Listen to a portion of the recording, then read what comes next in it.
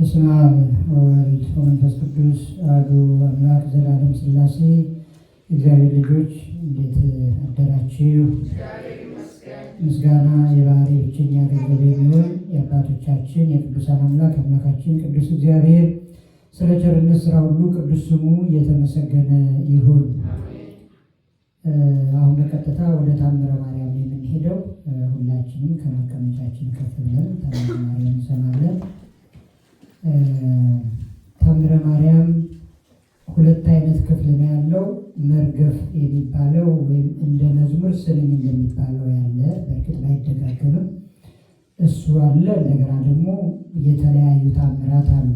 ታምር ለማንበብ ጊዜ የለንም። ቅዳሴያችንን እግዚአብሔር ይመስገን ረጋ ብለን ቀድሰናል። የተወሰነ ቦታ ትንሽ ብንፈጥንም፣ ስለዚህ ቶሎ ለአካሪዎቻችን መልቀቅ አለብን። ከኛ ቀጥሎ እነሱም ቅዳሴ ስላላቸው ማለት ነው።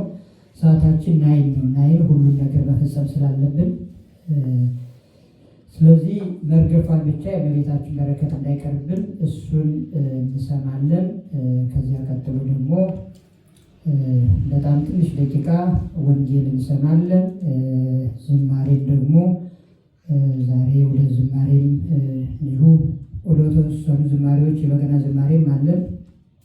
እነሱን አጠር እያደረግን ወደዚያው እንሄዳለን። አሁን በቀጥታ ወደ ታምረ ማርያም እናልፋለን። ለእመቤታችን ስግደት ስለሚገባት 3 ጊዜ እሰግድልሻለሁ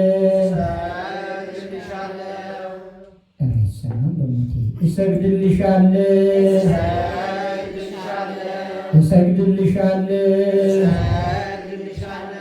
እግዚአብሔር ከአንቺ ሰው ሆኖ ሙሽራ ከጫጉላው እንደሚወጣ ከአንቺ የወጣ እመቤቴ ማርያም ሆይ ደስ ይበልሽ።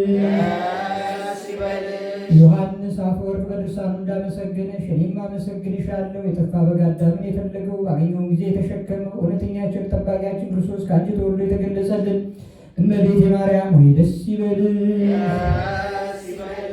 በስህተቷ ምክንያት እግዚአብሔር በደን የጣላት የሔዋን ስም የሚጎዳ ማሰሪያዋ በአንቺ መመረጥ ምክንያት የተቆረጠላት እመቤቴ ማርያም ሆይ ደስ ይበልሽ። ከአብ ከመንፈስ ቅዱስ ጋር የምንሰግድለት ቃል የሚባል እግዚአብሔር ከአንቺ ባህሪ በአንቺ ይወለድ ዘንድ የወደደሽ እመቤቴ ማርያም ሆይ ደስ ይበልሽ። ከወለድሽ በኋላ ማኅተመ ድንግልናሽ እንዳይለወጥ አድርጎ የጠበቀሽን አማኑኤልን የወለድሽልን እመቤቴ ማርያም ሆይ ሰላምታ ይገባሻል። እኔ ለምእመናን ወንጌልን የማስተምርለት የጌታዬ እናቱ እመቤቴ ማርያም ሆይ ሰላምታ ይገባሻል። ልዩ መድኃኒታችንን በመውለድሽ እናትም አገልጋይም ተብለሻልና እግዚአብሔር ባሕርይሽን ባሪያ አድርጎ ባለሟልነትን አግኝተሻልና እመቤቴ ማርያም ሆይ ሰላምታ ይገባሻል። እኛ ከምንወደው ይልቁንም እሱ ከሚወደድ ልጅሽ ኃጢአታችንን ያስተሰርይልን ዘንድ ለምኝልን። አረፍ